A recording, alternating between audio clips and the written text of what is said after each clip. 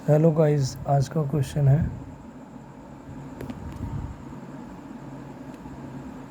धारा मापी को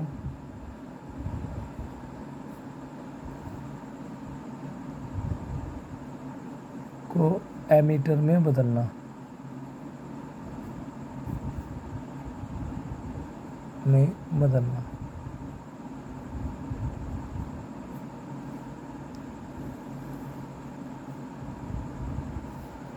आखिर क्यों जरूरत पड़ी एक गैल्वेनोमीटर को एमीटर में बदलने की।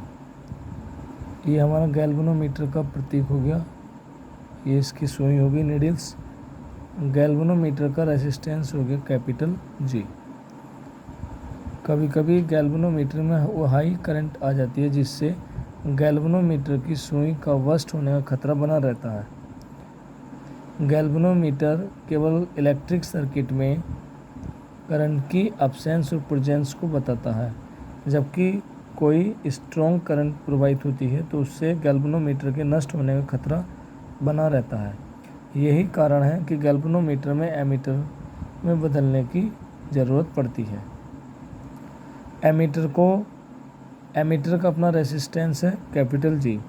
अब हाई करंट यहाँ से आएगी कैपिटल आई, तो इस धारा को हमें कम करना है। तो धारा को कम करने के लिए इस गैल्वेनोमीटर के पैरेलल क्रम में अर्थात समांतर क्रम में एक रेसिस्टेंस जोड़ते हैं, शंट प्रतिरोध, जिसका नाम है कैपिटल एस।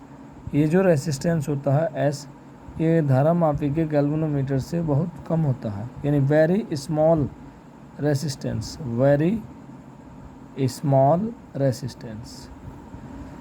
अब जब धारा पॉइंट ए पर आएगी तो यहाँ से आकर के धारा के दो रास्ते होंगे।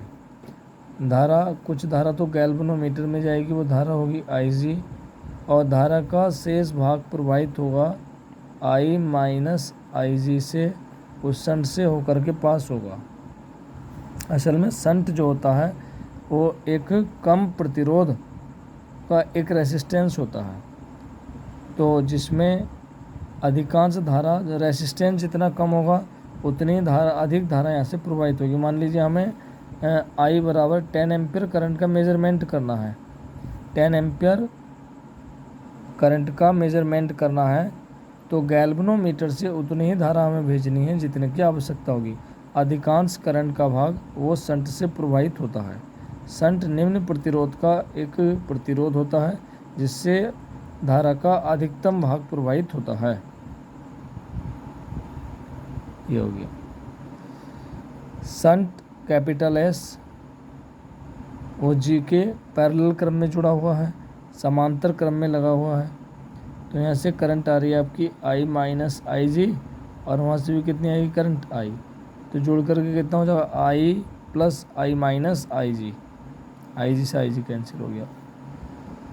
तो यहाँ से जब धारा हमारी कम हो जाएगी अर्थात धारा का अधिकांश भाग शंट से प्रवाहित होगा, तो गैल्वेनोमीटर में उतनी ही धारा जाएगी जितने की उसे आवश्यकता है, जिससे हमारे गैल्वेनोमीटर की सुई का नष्ट होने का खतरा भी टल जाता है।